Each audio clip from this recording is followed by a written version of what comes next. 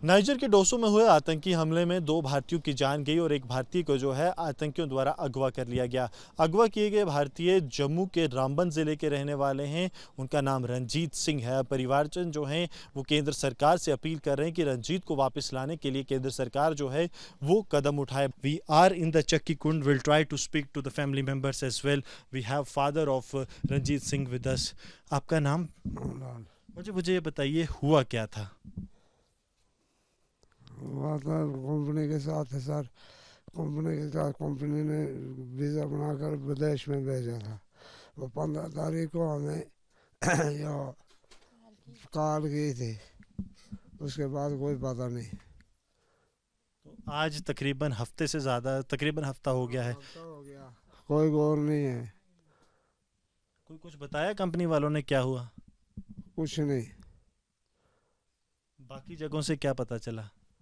बाकी जगहों से भाई कहीं ले गए, मिलिटेंट ले गए, गुंडे ले गए, पता नहीं। सरकार से आप क्या कहेंगे? सरकार करेगी मदद तो यही कहते हैं, अर्ज करते हैं सरकार को कि भाई मोदी जी ने पहले भी इंडिया से बाहर गए थे, विदेशों में तो छुड़ा कर लाए थे। माता जी, आपकी आखिरी बार बात कब हुई थी उनसे? 15 तारीख को। क्या क्या मतलब नॉर्मल बात थी? हाँ, नॉर्मली किए थे। क्या बना रहे थे, क्या कर रहे थे। हाँ, फिर वो चला गया। वो नेटवर्क नहीं आ रहा था, हमारे साथ बात नहीं हुई। हम फिर परेशान हो गए, कहाँ गया हमारा बेटा, क्यों नहीं नेटवर्क आ रहा है। उधर वो कंपनी से गया, वीज़ा बना के चला गया, तो उधर बोलने लगा, वो कनेक्ट हो गया। हमें क्या पता है कहाँ कनेक्ट हुआ, कहाँ नहीं है, हमें कोई पता थोड़ा है। सरकार से हम मेरी मस्त है, हमें मस्त करे सरकार। मोदी जी सबसे बड़ा है, मोदी भी हमारी मस्त करे। उसके बाद आपने कुछ कंपनी की तरफ से आपको कुछ बताया या क्या? ना, कुछ नहीं बताया हमको, पता ही नहीं। हमें कोई पता नहीं कहाँ से है, कहाँ नहीं है। कितनी देर से जो है रंजीत जी बाहर थे, दूसरी देश में थे? 2 साल हो गए। 2 साल होने वाले। तकरीबन आपकी रेगुलर बात होती रहती थी? हाँ, लगभग बात होती रहती थी। बात कर रहा था सारे कहाँ है, क्या कर रहा है, कैसा है, अच्छा है। जब 15 तारीख के बाद नेटवर्क ही नहीं आ रहा है, बात ही नहीं हुई, हम परेशान हो गए, कहाँ गया, क्या हुआ। परेशान है परिवार। उनकी पत्नी से हम बात करने की कोशिश करते हैं। ये रंजीत की तस्वीर है।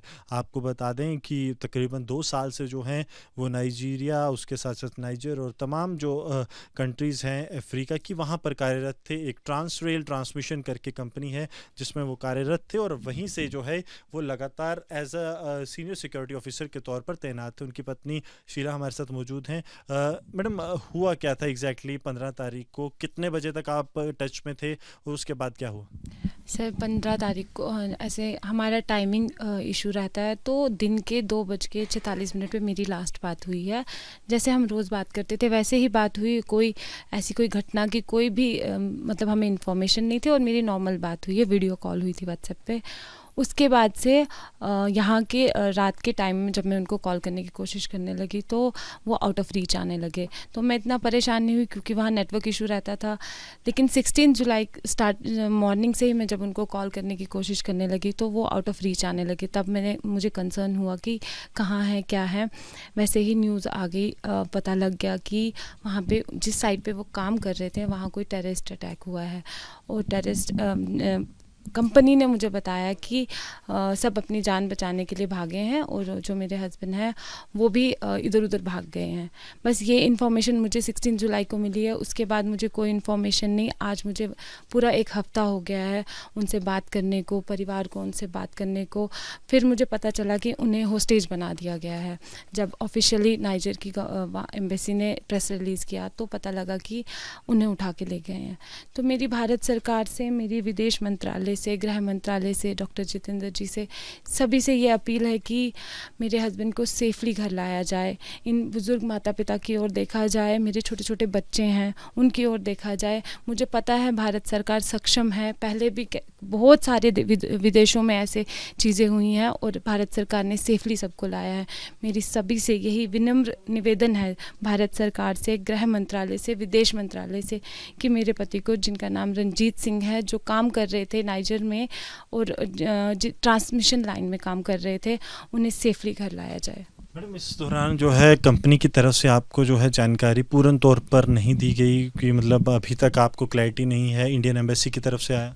जी, इंडियन एम्बेसी ने कांटेक्ट करने की कोशिश की और उन्होंने बताया, उन्होंने भी मुझे सिर्फ यही चीज़ बताई कि अबडक्शन हुआ है, लेकिन उनके पास भी अभी कोई क्लू नहीं है। मतलब आज पूरा 1 हफ्ता हो गया है कि मैं अपने हस्बैंड से किसी भी तरह से कांटेक्ट में नहीं हूँ। कंपनी से क्या कुछ क्लैरिटी मिल पा रही है? कंपनी अपनी ओर से कोशिश कर रही है, लेकिन क्लियर मुझे कोई कंफर्मेशन नहीं मिल रहा है, कोई भी कंफर्मेशन नहीं मिल रहा है।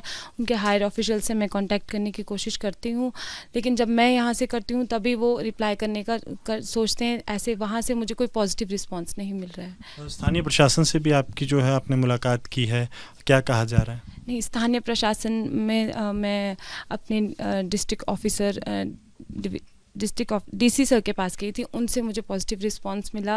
उन्होंने कहा कि जितना वो कर सकेंगे वो करेंगे, और जब मैं उनके पास गई उनसे उन्होंने पर्सनल लेवल पे भी और प्रोफेशनल लेवल पे भी अपनी मेरी हेल्प करने की पूरी कोशिश की है।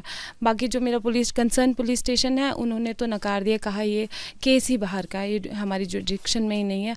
वहाँ से मुझे कोई भी हेल्प नहीं मिली है।